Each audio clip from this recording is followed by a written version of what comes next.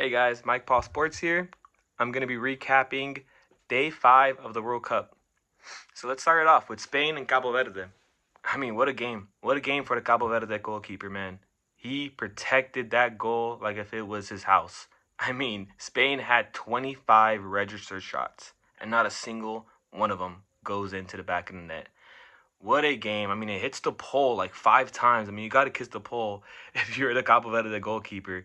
And then at the very end of the game, Cabo Verde had two very scary chances, and they very easily could have beat Spain 1-0. Wow. Lamine Yamal, he tried his heart out. I mean, he was huffing and puffing there, but it can't just be all him. It has to be some of these veterans that got to step up in these moments, man. And yeah, Spain ends with a tie, 0-0. Congrats to Cabo Verde. Now, Belgium, Egypt. Egypt with the early lead, beating Belgium, and they're up 1-0. I'm losing my mind. I'm thinking like, oh my God, Egypt's about to... They had a second chance. They had a second chance to get 2-0. But then the guy, he has a goal right in front of him. Same guy that scored the first goal. And instead of shooting it straight, he just shoots it wide. And he's like... He can't believe it. He just can't believe it. He's in distraught, and it ends up being so costly because in the second half, Belgium gets a set piece on the right side of the field. So they get a set piece on the right side of the field in the opposition's half, and they have their star striker Lukaku on the bench. For some reason, he's on the bench, and they say, you know what, let's bring him in. They bring in Lukaku. Lukaku comes onto the field. As Lukaku comes onto the field, he's mouthing the words "go, go, go," and the winger, the guy on top of the set piece, passes it to the winger, and the winger passes it to the middle. Goal, Lukaku. Within 30 seconds of stepping onto the field, he gets subbed in. 30 seconds later, goal, Lukaku. That's all it takes. That's all it takes for great players sometimes. 30 seconds. Great players make great things happen. And oh my God, what a moment for him to score his first goal of the 2026 World Cup. 1-1 Egypt. What a game. And then moving on to Saudi Arabia and Uruguay, another one where Saudi Arabia was beating Uruguay. Saudi Arabia was beating Uruguay 1-0 for the majority of the 2026 World Cup opening match. And it was just like, whoa. Well, their opening match, excuse me. So, man, Saudi Arabia, I mean, last World Cup, they beat Argentina. And I believe, like, the president bought all their players, like, the president of Saudi Arabia or the minister, whatever, he bought the whole team like Lamborghinis and iced them out and everything just for beating Argentina. So to see them beating Uruguay 1-0 for the majority of this game, it's like, okay, Saudi Arabia, I see you guys. But unfortunately, in the 80th minute, man, Maximilian Araujo just gets a good goal, gets a good goal, ties it up. And another tie, 1-1, Saudi Arabia against Uruguay.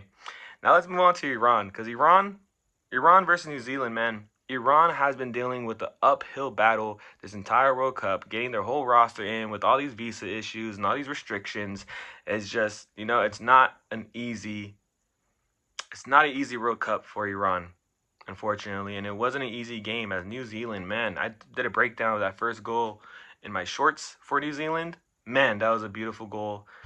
1-0, New Zealand starts, and Iran, ties it up, 1-1. New Zealand again scores a second one. Iran ties it up. And it's like,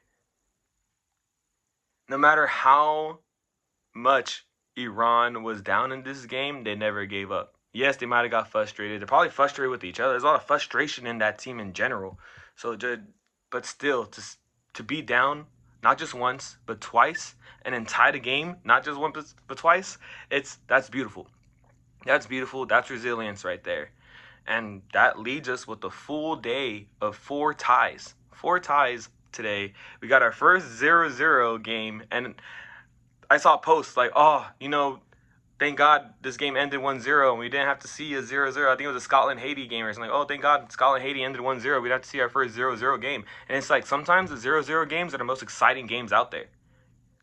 As you saw with Cabo Verde and Spain, I mean, that was a phenomenal game and ended 0-0. You don't need a goal in order to have that great moment. You're on the edge of your seat anticipating that goal the whole entire time. And you see them try hard and hard and hard and it just doesn't work, And there's a beauty to that. There's a beauty to 0-0 games that make them Very, very exciting games to watch. But yeah, Cabo Verde, Egypt, Uruguay, or not Uruguay, sorry, Saudi Arabia. Cabo Verde, Egypt, Saudi Arabia. Congrats. You guys had a great start to the World Cup, tying against the toughest team in your group. Good job. Good luck moving forward. You just need one more win and you're through. Spain, Belgium, Uruguay.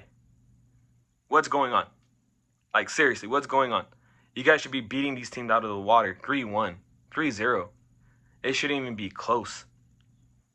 It's just that's the World Cup, though. You know, the pressure is mounted, and people don't play the best when the pressure is mounted sometimes. And it'll change. I feel like as we go, move on, I'm pretty sure Belgium, Spain, Uruguay will find their form again.